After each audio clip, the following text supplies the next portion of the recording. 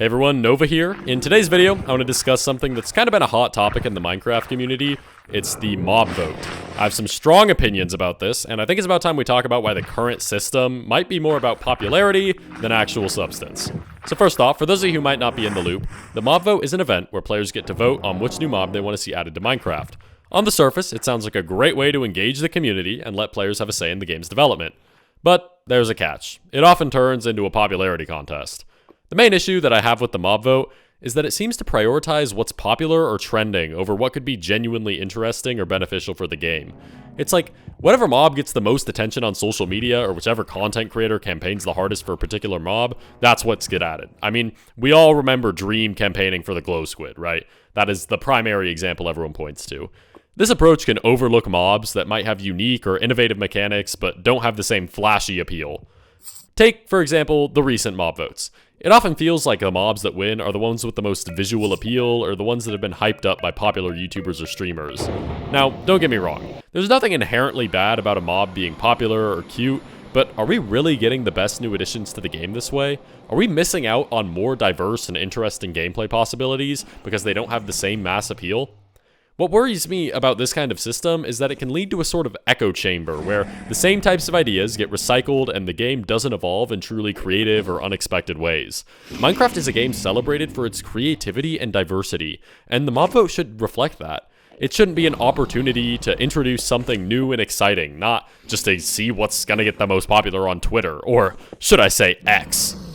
I also think about the younger players or those in different time zones who might not have the same level of access to these votes or who aren't as influenced by the large Minecraft content creators.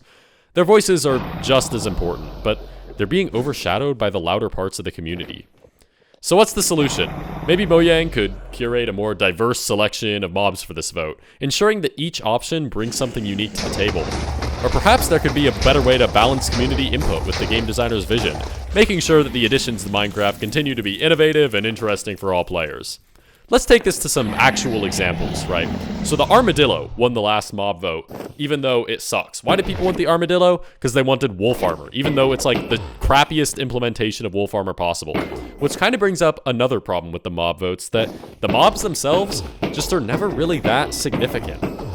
The only one that's actually mattered in the past is the Phantom, and we all know how the Phantom turned out. Nobody likes the Phantom, which is probably maybe something that pushed them to want to not make the mobs as significant, you know, because they didn't want to end up with another Phantom on their hands. But I think that them shying away from wanting to make complex mobs in the vote is kind of stupid, because the problem wasn't that the mobs were complex. The problem is just that the Phantom sucked itself, you know? They could make complex mobs that are good and don't suck, and it would work out much better. But if you look at any vote afterwards, it's like, okay, the penguin makes your boat slightly faster. The armadillo gives you wolf armor that is basically useless. I don't know, what other ones were there? The copper golem, like, presses buttons for you. The allay literally won, and all it does is, like, carry around items that's only useful for some niche sorting systems. Like, I just don't see the point of all these mobs if they're basically gonna do nothing, and they're literally just added for marketing. Like, there at least used to be some veil of, like, oh, this'll improve the game, but no. Now it's just a popularity contest for marketing to add mobs that don't even matter to the actual game. So, I guess I'm interested to hear, do you guys think these mobs should be actually significant? Because on the flip side, it's kind of like, okay, well, if they introduce 3 potentially significant mobs, and then one of them loses, or only one of them's going to win, right? So the other 2, they're going to be left behind. And then we miss out on 2 potentially significant mobs. Okay, that's going to be it for this video. Make sure to like, comment, and subscribe.